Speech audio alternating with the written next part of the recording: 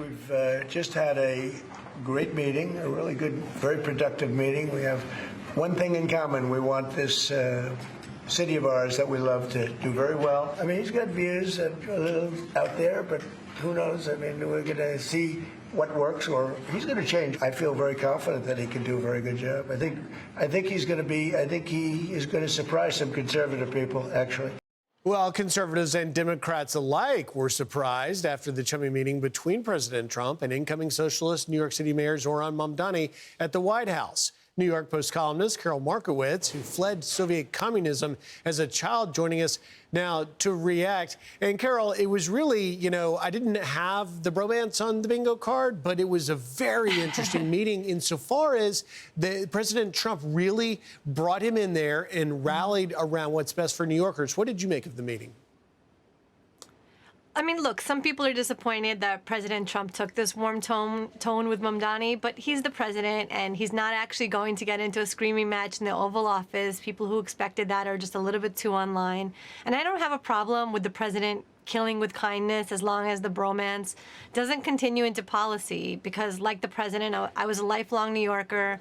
We both moved to Florida around the same time. I think Trump feels an affinity with Mamdani, but they really don't have anything in common. Mamdani has never had a real job. He has no idea what it takes to succeed on any level, and his ideas are already falling apart before he even takes office. And, you know, Karol, it was a two-way street, though. It wasn't just President Trump killing Mamdani with kindness. Yeah. Mamdani also was praising Trump. Listen to a little bit of this.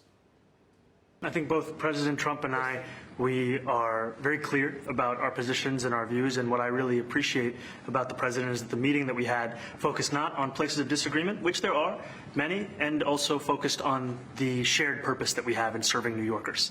So my question to you is, are socialists upset about this? I mean, this is a full Trump embrace. On top of that, you just had Mamdani say that he's going to hold over Jessica Tisch as the police commissioner. And if you've been, you know, really following this story, Mamdani is really downplaying the socialist challenger, Chio Say, to primary Hakeem Jeffries.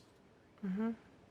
Yeah, Mamdani's already changing his tack, which is good. It's good for New York, because like the president, I root for New York. But of course, the New York that we loved is fading away because of policies like Zohran Mamdani's. Bill de Blasio was the mayor when I left New York, and he was a disaster. He had all these, socialist ideas that never work in practice. The thing about socialism is you have to be part of the inside team to profit. Most New Yorkers won't be, and socialism has failed every single time it's been tried. So, I look forward to seeing what Mamdani adjusts on. I'm really happy he's keeping Police Commissioner Tisch. That's a really big deal for New Yorkers. I root for New York. Just like President Trump, we want New York to do great. But this guy, he has no experience, and his ideas are have a failed history that he really just doesn't seem to understand.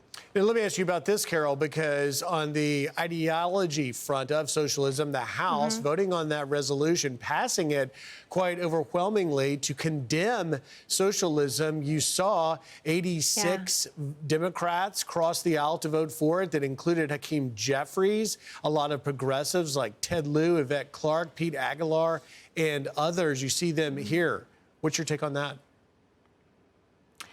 It's sad that we even have to have this kind of vote in 2025. Again, socialism is a failed ideology. It's like voting on "we like failure," and some people being like, "Yeah, we actually kind of like failure." So it's unfortunate that we even need to be there. People like me escaped from the Soviet Union to be part of the American dream. We didn't come here to have communism follow us. I think that it's a concern that any Democrat is even remotely for it. It never works. It's a failed system, and I think that's the message that conservatives need to push.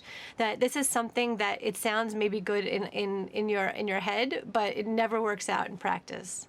Well, we will continue to follow the Mamdani story, and your voice is an important one in this. Karol Markowicz, thank you very much. Thank you, Griff. Thank you. I'm Steve Doocy. I'm Brian Kilmeade. And I'm Ainsley Earhart. And click here to subscribe to the Fox News YouTube page to catch our hottest interviews and most compelling analysis.